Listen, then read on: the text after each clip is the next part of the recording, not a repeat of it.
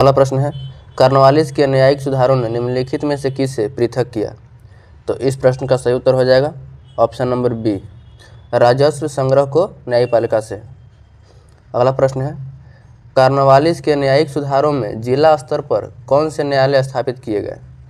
तो इस प्रश्न का सही उत्तर हो जाएगा ऑप्शन नंबर डी, जिला दीवानी और निजामत अदालतें। अगला प्रश्न है, कॉर्नवालिस के सुधारों के तहत जिला स्तर पर पुलिस प्रमुख के रूप में किसे नियुक्त किया गया था?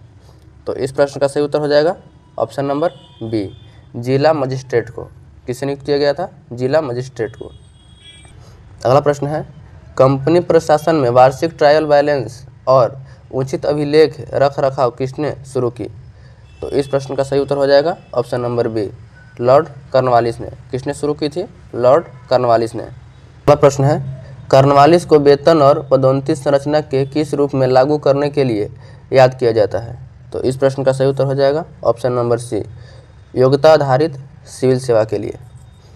अगला प्रश्न है, भारत में सहायक संधि की नीति किसने शुरू की?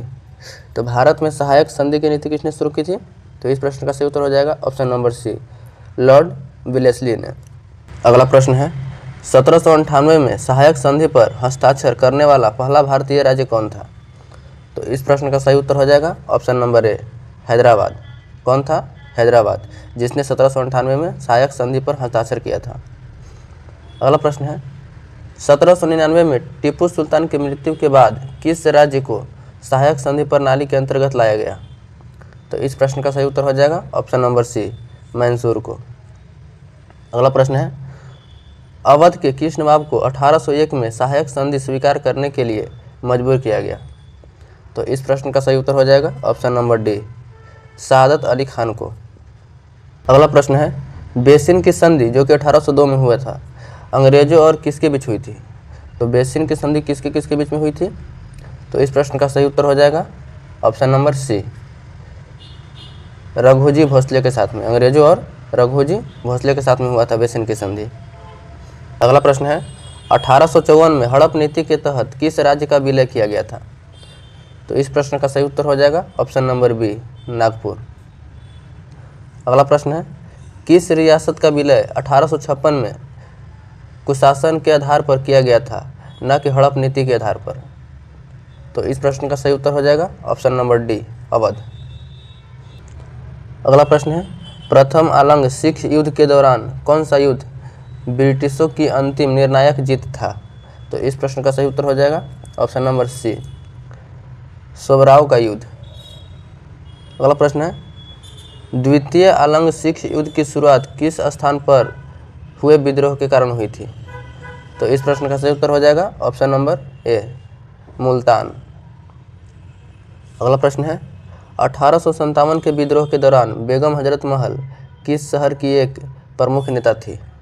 तो 1857 के दौरान बेगम हजरत महल कहाँ के एक प्रमुख नेता थी? तो इस प्रश्न का सही उत्तर हो जाएगा ऑप्शन नंबर सी, लखनऊ की प्रमुख नेता थी। अगला प्रश्न है, लखनऊ में बेगम हजरत महल ने किसे नवाब घोषित किया था? तो इस प्रश्न का सही उत्तर हो जाएगा option number D, Birjis Qadir को। अगला प्रश्न है, बिहार में विद्रोह का नेतृत्व किसने किया और वह 70 वर्षीय जमींदार थे? तो इस प्रश्न का सही उत्तर हो जाएगा option number B, Kunwar Singh ने। बिहार में विद्रोह का नेतृत्व कुंवर सिंह ने किया था, जो 70 वर्षीय जमींदार थे। अगला प्रश्न है, बरेली में विद्रोहियों का नेतृत्व किसने किया था? तो इस प्रश्न का सही उत्तर हो जाएगा ऑप्शन नंबर बी, खान बहादुर खान ने। बरेली में विद्रोहियों का नेतृत्व खान बहादुर खान ने किया था। अगला प्रश्न है, 10 मई 1857 को सिपाही विद्रोह का पहला गवाह कौन सा शहर था? तो इस प्रश्न का सही उत्तर हो जाएगा ऑप्शन नंबर सी, मेरठ। अगला प्रश्न है, किस अंग्रेज अधिकारी ने सितंबर 1857 में दिल्ली पर पुनः कब्जा कर लिया?